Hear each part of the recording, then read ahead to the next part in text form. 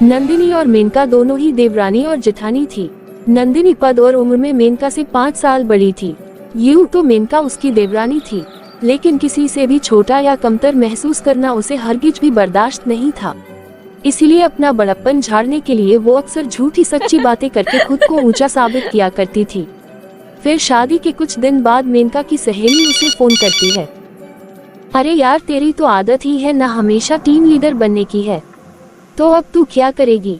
क्योंकि तेरे ससुराल में तो तेरी टीम लीडर तो तेरे जेठानी जी ही होगी। अब तो तुझे उनके ही इशारों पर ही नाचना पड़ेगा। अरे तू ये क्या बोल रही है? अरे ऋतु रानी, तुझे ये अच्छे से पता होना चाहिए कि जो किसी और के इशारों पर नाचे उसका नाम मेनका नहीं होता। अरे जेठानी होने से क्या होता है? और तू बस देखती जा, सिक्का तो यहाँ पर भी मेरा ही चलेगा। नंदिनी भाभी जैसे टीम लीडर को तो मैं अपनी जेब में लिए घूमती हूँ। तू क्या बात कर रही है यार? अरे वो तेरी जेठानी है, कम से कम तू उनके बारे में ऐसी बात तो मत बोल। और चाहे तू मान ना मान, ससुराल में तो तुमसे सीनियर वही है। और बेटा, वैसे भी ससुराल में जमने के लिए ना हमेशा जेठानियों की ही मदद तो लगती ही है। अरे घर गृहस्थी सीखने में ये जेठानियाँ बड़ी ही काम आती है। और हाँ, मैं एक मुफ्त की सलाह दूं तुझे, पानी में रहकर ना कभी भी मगरमच्छ से बैर नहीं किया जाता। इसलिए मेरे बात मान, तू चुपचाप भाभी को अपनी गुरु मानकर ज्ञान लेना शुरू कर दे, और फिर देखना कि तेरा जीवन कितना सरल हो जाएगा। अरे अब मैं तुझे कैसे समझाऊं? मैंने कहा ना तुझसे कि अपनी जेठानी को तो मैं पहले ही मुट्ठी में कर चुकी हूँ। अब मैं उसे जो कहूँगी ना वो वही करेगी। अगर तुझे मेरी बात पर यकीन नहीं है ना, तो तू एक दिन मेरे ससुराल में आ, तो मैं तुझे डेमो भी दिखा देती हूँ। अरे वो तो मेरी एक आवाज पर ही दौड़ी चली आएगी। और तुझे पता भी है कि मेरी जेठानी मेरी एक आवाज पर सूखे पत्ते की तरह कांपती है। अरे यार, तू अब इतना खुला चैलेंज मत दे, नहीं तो फिर मुझे तेरे ससुराल आकर देखना ही पड़ेगा कि आखिर तूने ऐसी कौन सी जादू की छड़ी घुमाई है जो तेरी जेठानी इतने प्यार से तेरी जेब में आ गई। देख, अगर सच में ऐसा कोई सीक्रेट है ना जिससे तेरी जेठानी इतने प्यार से काबू में आ जाती है, तो यार वो सीक्रेट तू मुझे भी बता दे, क्योंकि मैं अपनी जेठानी से बहुत ही परेशान हूँ। अरे जब से मेरी शादी हुई है ना, तब से मेरी सासू माँ से ज्यादा तो मेरी जेठानी ही मुझ पर हुक्म चला रही है। लेकिन क्या करे भाई, जेठानी की नौकरी तो बजानी ही पड़ती है। ऊपर से मेरी जेठानी को सास का भी पूरा सपोर्ट रहता है। ठीक है, अगर अब तू बुला ही रही है ना, तो इस संडे को मैं तेरे ससुराल आ रही हूँ और खुद ही अपनी आंखों से देखूंगी कि तेरी बात में कोई सच्चाई है या तू वैसे ही हवाई बातें कर रही है। हाँ हाँ, जब मर्जी आ जा, मैंने कौन सा तुझे रोका है। सहेली के सामने लंबी लंबी डींगे हाँकने के बाद मेनका बहुत बड़े धर्म संकट में फंस गई थी। अरे यार, इसके सामने शेखी मारने के चक्कर में तो सब कुछ ही गुड़ गोबर हो गया। अब क्या करूं? ये मैं किस चक्कर में फंस गई? ऐसा करती हूँ कि भाभी से बात करती हूँ। अरे जेठानी जी, भला मेरी बात क्यों मानेगी? कहीं ऐसा ना हो कि सहेली के सामने इम्प्रेशन जमाने के चक्कर में मेरी सारी इज्जत का कबाड़ा हो जाए। बेचारी मेनका संडे को अपनी सहेली को बुलाने के बाद अब बेचैन होकर घूम रही थी।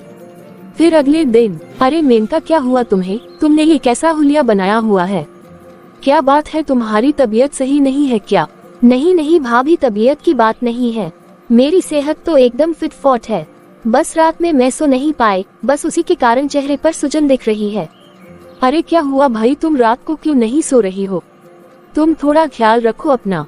देखो, अभी भी थोड़ा टेंशन में दिखाई दे रही हो। क्या बात है, सब ठीक तो है ना? अरे नई नई शादी में भला ऐसी क्या चिंता सता रही है तुम्हें कि रातों की नींद गायब हो गई है? फिर मेनका जेठानी के सामने गिड़गिड़ाने लगती है। भाभी, मैं इसलिए परेशान हूँ क्योंकि कल मेरी सहेली मुझसे मिलने आने वाली है। अरे फिर तो ये तो बहुत ही खुशी की बात है, और भला उसमें इस तरह रिएक्ट करने जैसी क्या बात है? भाभी, मैंने अपनी सहेली के सामने बहुत बड़ी गप मारी है कि मेरी और मेरी जेठानी की बहुत अच्छी से जमती है। इसलिए अगर मेरा कोई रिश्तेदार आता है तो रसोई की सारी जिम्मेदारी मेरी जेठानी ही संभालती है। मेहमानों के आने के बाद एकदम समय से मेहमानों को चाय नाश्ता खाना सब मिल जाता है। मुझे तो कभी किसी चीज की चिंता ही नहीं करनी पड़ती। अब मैं अपनी सहेली को क्या कहूँगी? प्लीज भाभी, आज मेरी इज्जत का सवाल है, आप मेरी मदद करेगी ना? अरे तो वही तो मैं भी जानना चाहती हूँ ना, कि बस तुम्हारे सहेली के लिए सिर्फ चाय नाश्ता ही बनाना है, बस इतनी सी ही बात है ना? जी भाभी, बस इतना ही है। अरे तो फिर ठीक है, मैं बना दूंगी। भला तुम इसमें इतना ओवर रिएक्ट क्यों कर रही हो? चलो अब शांत हो जाओ और ऐसे घबराना बंद करो। इसीलिए भाभी मैं सच कहती हूँ कि आप औरत नहीं हो। अरे आप तो औरत हो ही नहीं, बल्कि आप तो त्याग की मूर्ति हो। आप तो बलिदान का दूसरा नाम हो। अरे बस बस बस भाई, मैं हो गई कन्वेंस। इतनी बड़ी बड़ी फेंकने की जरूरत नहीं है। फिर रविवार के दिन भाभी आपको याद है ना कि आज मेरी सहेली आने वाली है। प्लीज अच्छा सा स्नैक्स, चाय और कॉफी बनाकर सर्व कर देना। भाभी आप कर दोगी ना प्लीज? अरे हाँ बाबा, कर दूंगी, लेकिन फिर से मेरे सामने गिड़गिड़ाने मत लग जाना। मैं चाय नाश्ता सब कुछ बना दूंगी। फिर दोपहर के समय में मेनका की सहेली ऋतु उसके ससुराल पहुंच जाती है। अरे यार प्लीज जल्दी से बढ़िया वाली चाय पिला दे, पहले ही मुझे तेरे घर पहुंचते पहुंचते बड़ी थकान हो गई है।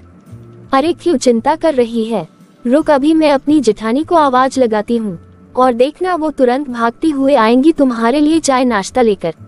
अच्छा तो फिर अभी तो दिखा अपना जादू, मैं भी तो देखूं कि अपनी जेठानी को तूने कैसे काबू में किया हुआ है। तू जल्दी से आवाज लगा ना। फिर मेनका अपनी जेठानी को आवाज लगाती है। भाभी मेरी सहेली आई है और यहाँ आने में बहुत ही थक गई है, प्लीज आप चाय नाश्ता लगा दोगी? अरे आ गई तुम्हारी सहेली, चलो बहुत अच्छा है। कैसी हो तुम, घर में सब ठीक तो है ना? यहाँ आने में कोई परेशानी तो नहीं हुई ना? जी भाभी सब अच्छा है, नहीं कोई परेशानी नहीं हुई। आप बताएं आप कैसी है? ये मेनका आपको ज्यादा परेशान तो नहीं करती ना? अरे नहीं नहीं बिल्कुल भी नहीं, ये तो बहुत अच्छी लड़की है।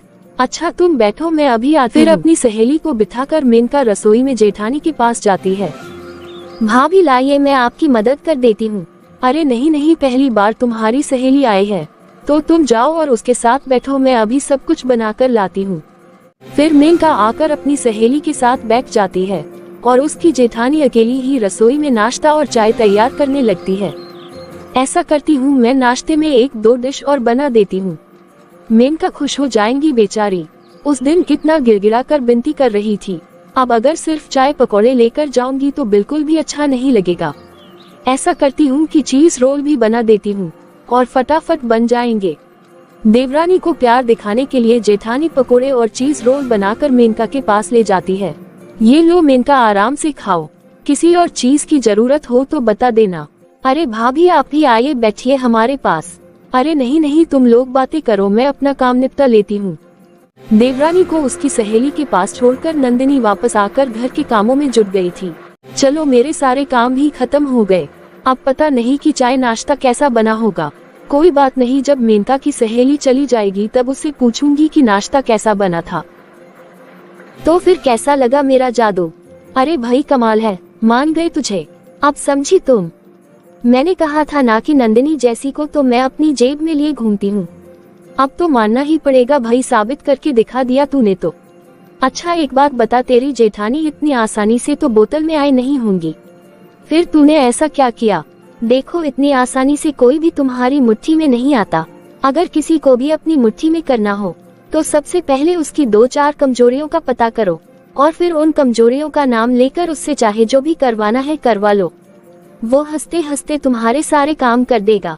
अरे यार तू तो बहुत बड़ी खिलाड़ी निकली, मुझे तो पता ही नहीं था कि तू इतनी पहुंची हुई चीज है। अरे बस मेरे साथ रहोगी ना तो हमेशा ऐसे ही यश करोगी। अगर तुझे और भी कुछ सीखना हो तो तुम मुझे कांटेक्ट कर सकती हो। अपनी सहेली के जाने के बाद मेनका फिर से जेठानी के सामने गिड़गिड़ाने लगती है। थैंक यू सो मच भाभी, सच में आपने सब कुछ इतना टेस्टी बनाया था कि मेरी सहेली तो यही कह रही थी कि अब से हर हफ्ते आपके हाथ का खाना खाने के लिए यहाँ आया करेगी। अरे भाभी आपके हाथ में तो जादू है, जादू। इतनी सी देर में अपने इतनी सारी स्वादिष्ट चीज बनाकर रख दी कि भाभी मैं तो आपकी फैन हो गई हूँ। और सबसे बड़ी बात तो ये है कि आपने जो मेरे लिए और मेरी सहेली के लिए किया है ना, उसके लिए मैं आपको जितना भी थैंक यू बोलूं तो भी कम है। अरे भाई तुम ये बात बात पर इस तरह से गिड़गिड़ाने क्यों लग जाती हो? और वैसे भी तुम्हें तो मैंने अपनी छोटी बहन समझा है।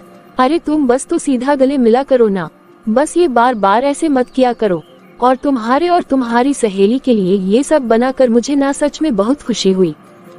मेनका ने तारीफ कर कर के नंदिनी को पेड़ पर बिठा दिया था, जिससे अब उसे सही गलत के बीच में अंतर समझ में नहीं आ रहा था। नंदिनी को यही लग रहा था कि मेनका वाकई उसकी बहुत इज्जत करती है और उसके हाथ के बने खाने की तारीफ कर रही है। फिर कुछ दिन बाद, अरे यार, ऋतु का फोन आया था। वो तो बड़ी तारीफ कर रही थी तेरी कि तू तो बड़ी मास्टर निकली। क्या बात है, शादी होते ही विविध कलाओं में पारंगत हो गई तू। अरे आखिर तू कहना क्या चाह रही है, मैं कुछ समझी नहीं। क्या तू मेरी जेठानी के बारे में बात कर रही है? हाँ भैया, भला मैं और भी क्या बात करूंगी। अरे तूने ऋतु को अपने घर बुलाकर रीतू को जो जलवे दिखाए हैं ना, उसी के बारे में तो बता रही थी वो मुझे। अरे यार, मुझे भी बुलाना किसी दिन अपने ससुराल और अपनी जेठानी के हाथ का कुछ स्पेशल खिला देना।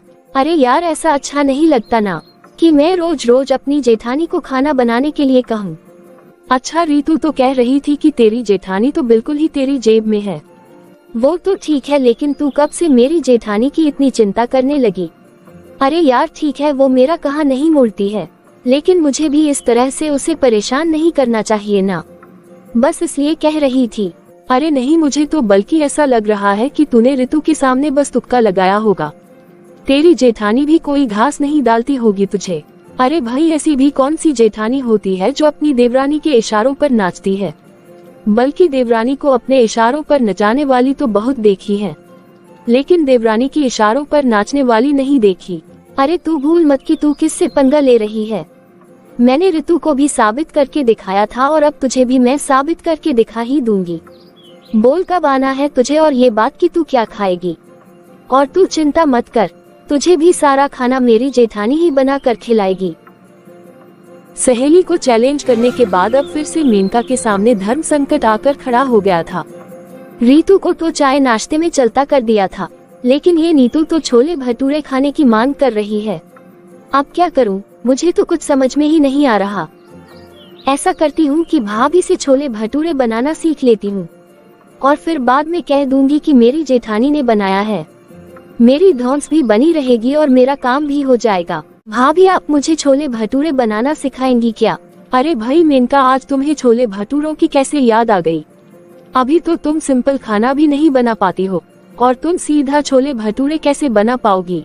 क्या करूं भाभी, मेरी सहेली है ना, वो घर आने को कह रही है और उसने कहा है कि उसे छोले भटूरे बनाकर खिलाओ, और मैंने भी ताव ताव में उससे वादा कर दिया कि ठीक है आ जाना, मैं खिला दूंगी। लेकिन अब ना समझ में नहीं आ रहा कि आखिर मैं करूं तो क्या करूं। अच्छा चल ठीक है, तू परेशान मत हो, तेरी सहेली के लिए छोले भटूरे मैं बना दूंगी, लेकिन अगली बार से जोश में होश मत खोना, समझी? मेनका का तीर एकदम निशाने पर लग गया था। वो अपनी सहेली को बुलाती है और जेठानी के हाथ से बनवाकर गर्मागर्म छोले भटूरे उसे खिला देती है। कहने को तो छोले भटूरे जेठानी नंदिनी ने बनाए थे, लेकिन मेनका की सहेली लोहा मेनका का मान रही थी कि इतनी गुणवान जेठानी होने के बाद भी आखिर वो इसके इशारों पर नाच क्यों रही है। क्यों नीतू, ठीक बने हैं ना छोले भटूरे? कोई कमी हो तो बता दे, मैं ना अभी अपनी जेठानी को एक बार डांटूंगी ना तो सही से बनाने लग जाएंगी। अरे नहीं नहीं, उन्हें डांटने की जरूरत नहीं है, बल्कि छोले भटूरे तो बहुत ही बढ़िया बने हैं। नीतू को गए अभी 2 ही दिन बीते थे कि मेनका की माँ और पापा उसके ससुराल आ जाते हैं और मेनका की जेठानी उन्हें चुपचाप किचन में ले जाती है। अरे मम्मी पापा, आप यहाँ अचानक से कैसे आना हुआ और आपने आने का भी नहीं बताया? आप लोग बैठी, मैं आपके लिए चाय नाश्ता लगाती हूँ। अरे नहीं मेनका, मेरे होते हुए तुम क्यों रसोई में कदम रखोगी? अरे मैं हूँ ना, मैं सब संभाल लूंगी, बस तुम मेरे से नाराज मत होना। कोई गलती हो जाए तो बस मुझे माफ कर देना। अरे बेटा, तुम ये कैसी बात कर रही हो? तुम दोनों देवरानी जेठानी मिलकर चाय नाश्ता बना लो, भला इसमें इतना घबराने वाली क्या बात है? और ये क्या कहा अभी तुमने कि नाराज मत होना? अरे बेटा, तुमसे ये क्यों नाराज होगी, तुम इसकी जेठानी हो, बल्कि 2-4 काम हमसे कहकर करवा सकती हो। नहीं नहीं आंटी जी, भला मैं कैसे मेनका को ऑर्डर दे सकती हूँ? कहाँ मैं और कहाँ मेनका, और ऐसी बात मत करिए आप, कहीं मेनका को कोई बात बुरी लग गई तो मेरी तो आज शामत ही आ जाएगी। लगता है आज तो मुझे डांट पड़वा ही देंगे आप। मेनका के मम्मी पापा जेठानी की बात सुनकर बड़े हैरान परेशान थे। उन्हें समझ में नहीं आ रहा था कि आखिर यहाँ चल क्या रहा है। लगता है भाभी का आज मजाक का मूड है। क्या भाभी, क्या बोलती चली जा रही हो आप? क्यों, क्या हुआ? तुम्हें अच्छा नहीं लगा क्या? तुम ही तो सबसे कहती हो ना कि मैं तो तुम्हारे सामने थर-थर कांपती हूँ। मैं तुम्हारी एक आवाज पर खाना बनाकर टेबल पर लगा देती हूँ। और क्या कहा था तुमने? हाँ, तुम जेठानी को तो जेब में रखती हो, ये ही कहा था ना तुमने अपनी सहेली को। तो फिर अब ऐसे क्यों दिखा रही हो कि जैसे तुम कुछ जानती ही नहीं हो। आप मुझे माफ कर दो भाभी, मेरा वो मतलब नहीं था। वो मैं तो। चुप कर नालायक कहीं की। नंदिनी बेटा तुम बताओ क्या बात है, पूरी बात बताओ तो पता चले कि आखिर हुआ क्या है। आंटी जी जब से ये शादी करके आए हैं, ये हमेशा बहाने से मेरे पास आती है और मेरे सामने गिड़गिड़ाने लगती है, और फिर मुझे अपनी सहेलियों और रिश्तेदारों के लिए खाना बनाने के लिए कहती है। मैं भी इसे छोटी बहन समझकर मदद कर रही थी, लेकिन आज पता चला कि ये तो बड़ी दोगली है। मेरे सामने मेरी तारीफ करती है और मेरी पीठ पीछे अपनी सहेलियों के सामने मुझे अनाप शनाप बोलकर मेरा अपमान करती है। अब आप ही बताएं आंटी जी, अच्छाई का यही सिला होता है क्या? बेटा जब तेरा फोन आया और तूने एजेंट हमें मिलने के बुलाया, मैं तब भी समझ गई थी कि जरूर कुछ न कुछ बड़ी बात है, इसीलिए हम आनंद फानन में यहाँ पहुँच गए। तेरी एक एक बात सही है बेटा, तूने ज्यादा लाड़ प्यार देकर इसे सर पर बिठा लिया, इसलिए इसने तेरे साथ ऐसा सुलूक किया। तू बिल्कुल भी चिंता मत कर, इसे तो मैं ऐसा सबक सिखाऊंगा कि ये घर वालों को सम्मान करना फटाफट सीख जाएगी। मम्मी मुझसे गलती हो गई, मुझे माफ कर दो। वो सहेलियों के सामने टशन दिखाने के चक्कर में मेरे मुंह से पता नहीं क्या क्या अनाप शनाप निकल गया। सच में मेरा वो मतलब बिल्कुल भी नहीं था। नहीं बेटा, मुझे पता है तेरा ऐसा वैसा मतलब नहीं रहा होगा, लेकिन फिर भी बातों का सही मतलब सिखाना ही तो माँ की जिम्मेदारी होती है ना। और मैं अपनी जिम्मेदारी बहुत अच्छे से निभाऊंगी भी। चलो तुम मेरे साथ चलो। माफ कीजिएगा बहन जी, कुछ दिनों के लिए आपकी बहू को मैं अपने घर ले जाना चाहती हूँ। मैंने जरा जल्दी में इसे आपके यहाँ भेज दिया। मैं इसे ले जाकर थोड़े दिन जरा अच्छी बहू बनने की ट्रेनिंग दे दूँ, और अब की बार ये आएगी ना तो मेरी गारंटी है कि ये एक अच्छी बहू बनकर आएगी। बड़ों का सम्मान करना बहुत अच्छे से सीख जाएगी। ठीक है बहन जी। मेनका की माँ उसे हाथ पकड़कर अपने साथ वापस मायके ले जाती है। मायके आकर मेनका की माँ अपनी बहू से कहती है, बेटा रिंकी, हम मेनका को इसके ससुराल से लेकर आए हैं। बेटा एक बार इस कच्चे घड़े में पानी भर कर देख लिया, बस हमारी बदनामी हुई और कुछ नहीं हुआ, लेकिन अब इसे अच्छे से पकाना है। जब घड़ा पक जाएगा तभी पानी भरने के लायक होगा, समझी कि नहीं?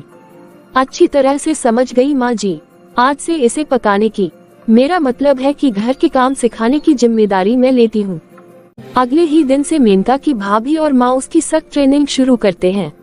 देख बेटा, तुझे हर रोज सबसे पहले सुबह 5 बजे उठना है और उठकर स्नान करना है।